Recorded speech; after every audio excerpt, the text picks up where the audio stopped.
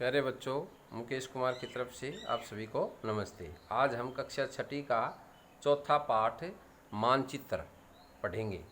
मानचित्र के प्रमुख घटक कौन कौन से हैं? मानचित्र के उत्तर देखिए बच्चों। मानचित्र के 3 घटक हैं: दूरी, दिशा, प्रतीक। मानचित्र में ये 3 घटक होते हैं। अगला प्रश्न है, 4 प्रमुख दिशाएं कौन सी हैं? पूर्व, पश्चिम, उत्तर, दक्षिण।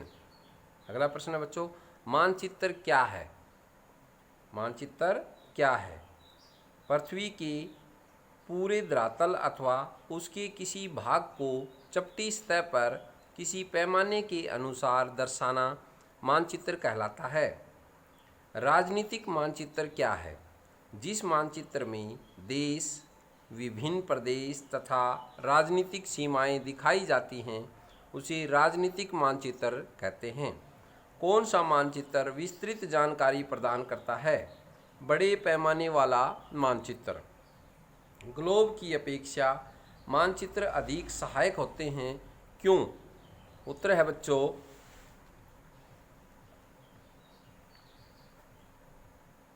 ग्लोब की अपेक्षा मानचित्र से हमें ज़्यादा जानकारी प्राप्त होती है। मानचित्र के द्वारा हम पृथ्वी के छोटे से हिस्से के बारे में जानकारी प्राप्त कर सकते हैं।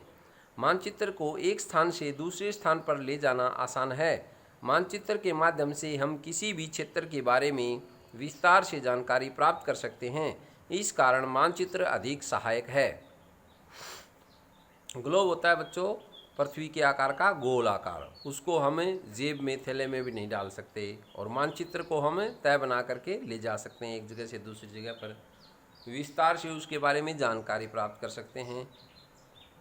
अगला प्रश्न है, प्रतीक किस तरह मानचित्रों के अध्ययन में सहायक होते हैं? प्रतीक जो निशान करते हैं, नदियों का अलग निशान हो गया, पहाड़ों का अलग हो गया, अनाज गेहूँ का अलग हो गया, तो निशान जो करते हैं प्रतीक, वो किस तरह मानचित्र के अध्ययन में सहायक होते हैं?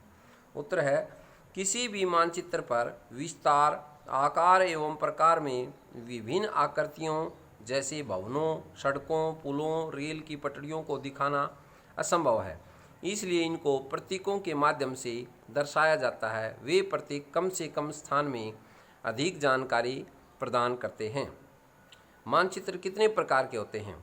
मानचित्र 3 प्रकार के होते हैं: भौतिक मानचित्र, राजनीतिक मानचित्र, थीमेटिक मानचित्र। बच्चों, मानचित्र कितने प्रकार के होते हैं? 3 प्रकार के होते हैं। अगला प्रश्न है, मानचित्र और खाका में अंतर बताओ। मानचित्र पृथ्वी की सतह या इसके एक भाग का पैमाने के माध्यम से चपटी सतह पर खींचा गया चित्र है। अगला प्रश्न है बच्चों, खाका एक छोटे क्षेत्र पर बड़े पैमाने पर खींचा गया चित्र खाका कहलाता है। सही उत्तर चिन्हित कीजिए। वृक्षों के वितरण को दिखाने वाले मानचित्र हैं भौतिक मानचित्र, थीमेटिक मानचित्र, राजनीतिक मानचित्र। तो उत्तर आएगा थीमेटिक मानचित्र। जो वृक्ष, पेड़ पौधों को दिखाते हैं उसको कहेंगे थीमेटिक मानचित्र। नीले रंग का इस्तेमाल किसे दिखाने में किया जाता है? जलाशयों, पर्वतों, मैदानों। जलाशय होते हैं जल के भंडार, तालाब, कुंड, इस तरह। तो उत्तर आएगा जलाशयों, यानी कि नीला रंग दूर से पानी का दिखाई देता है।